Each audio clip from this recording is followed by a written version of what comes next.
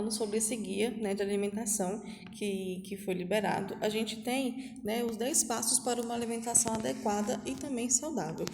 Devemos, então, em primeiro lugar, fazer alimentos in natura ou então minimamente processados à base da alimentação. Utilizar óleos, gorduras, sal e açúcar em pequenas quantidades ao temperar e cozinhar alimentos e criar preparações culinárias. Limitar o consumo de alimentos processados, evitar o consumo de alimentos ultraprocessados, comer com regularidade e atenção em ambientes apropriados e sempre que possível com companhia.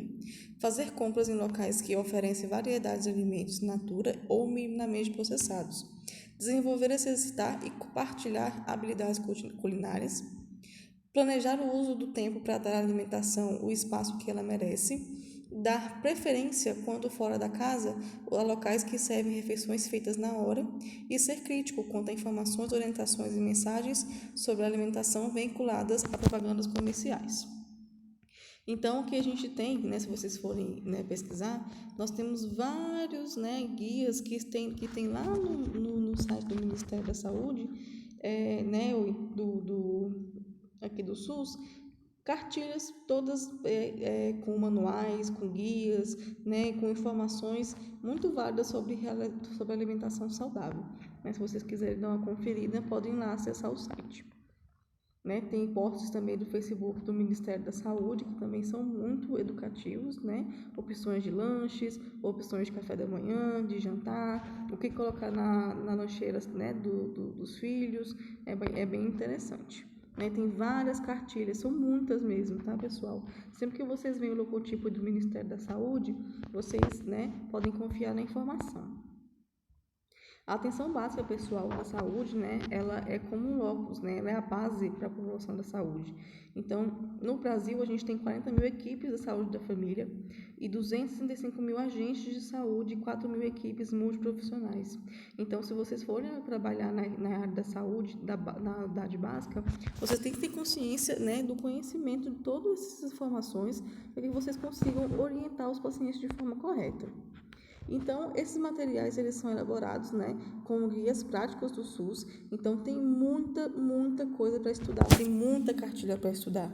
Então, tem cartilha sobre legumes, frutas, né, desmistificação sobre alimentação saudável, muitos folders sobre alimentação saudável, né, trabalhos em grupo, nutrição básica, tem muitos mesmo.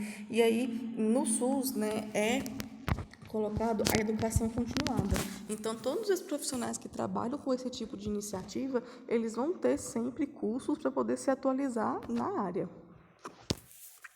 E aí, por fim, a gente tem o incentivo da alimentação, né, do governo federal, que foi onde o Ministério da Saúde proibiu a venda, promoção, publicidade ou propaganda de alimentos industrializados, ultraprocessados, com excesso de açúcar, gordura e sódio e prontos para o consumo. Então, a proposta era estender essas regras aos demais órgãos e entidades da administração da direita federal. O governo, então, construiu campanhas para a adoção de hábitos saudáveis, que se chama Saúde Brasil, e foi assinado diretrizes de promoção da alimentação adequada e saudável no serviço público federal. Então, o PANAM, como eu já tinha falado para vocês lá no começo, né, ele teve a reformulação do perfil nutricional dos produtos alimentícios. Então, houve-se, o incentivo à redução de gorduras trans, sódio e açúcar por meio de pactuação de metas voluntárias intermediárias bianuais e meta final para categorias de produtos prioritários. Então, houve também esse plano de redução de sódio em alimentos processados, né, que ele partiu entre o compromisso do Ministério da Saúde e algumas entidades do setor de produção de alimentos. Então, envolvia a redução voluntária, né, dos níveis de sódio, porque se vocês sabem que quanto menos sódio, menos o alimento fica saboroso. Então, as indústrias proporam fazer a redução aos poucos, para também não cortar muito a clientela. Categorias de alimentos prioritários, né, selecionadas com base na sua contribuição para a ingestão de sódio pela população. E também foi estabelecido metas bianuais, que foi o desenvolvimento de novas tecnologias para melhorar o sabor do alimento sem precisar de tanto sódio e adaptação do paladar dos consumidores, que isso é gradual, né? E aí a gente, né, teve esses alimentos pactuados e aí toda a informação tem que ser significante, realista, viável, mensurável, sustentável e aplicável a todos os produtos da categoria dos alimentos. Então, foram muitos estudos que foram feitos para que essa redução do sódio seja feita. Então, o que aconteceu? Eles fizeram um grupo de monitoramento, certo? Então, foram os acordos que foram feitos para cada tipo de alimento. Então, no primeiro acordo, em abril de 2011, foi feito o acordo para massas instantâneas, pão de forma e bisnaguinhas. Em outubro de 2011, foi feito para batatas fritas, salgadinhos, bolos, rocambole, mistura para bolo, maionese, biscoito salgado, doce e recheado. Em agosto de 2012, margarina, cereais matinais, caldos em cubo, caldo em gel, temperos em pasta, temperos para arroz e outros temperos e afins. E em novembro de 2013 foram incentivados a redução para empanados, hambúrguer, linguiça cozida resfriada, a frescal, mortandela refrigerada, mortandela, apresentaria, os queijos, mussarela, requeijão, salsicha, sopas instantâneas e sopas individuais. Então, todos esses alimentos eles tiveram a redução do sódio e eles são monitorados pelo Ministério da Saúde. Então, aqui a gente sempre tem a questão da redução. E aqui a gente tem, então, digamos assim, as categorias, Então, as metas da porcentagem de 2011 para de 2012 e para de 2013. Então, aqui a gente tem o acompanhamento da rotulagem em cada um alimento. Se vocês quiserem conferir se eles estão dentro do permitido, é só comprar e vocês olhem aqui na tabela para ver se eles estão com a quantidade permitida, tá certo? E aí a gente tem aqui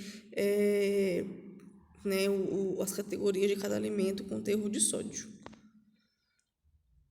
E aí teve um plano, além do plano de redução de sódio, também teve o plano de redução do açúcar, que o foco principal era a promoção da saúde da população.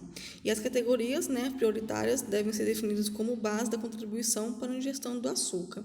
A escolha das categorias do alimento deve atender os grupos populacionais maiores específicos, que são para crianças e também adolescentes, e essa estratégia veio acompanhada de melhoria da rotulagem nutricional, porque muitas vezes vinha açúcar ali escondido em nomes que as pessoas não conheciam e as pessoas compravam do mesmo jeito. Não deve haver a substituição do açúcar simples por edulcorantes ou substitutos com impacto negativo à saúde e também deve incluir entre suas estratégias ações intersetoriais para a promoção da alimentação adequada e saudável.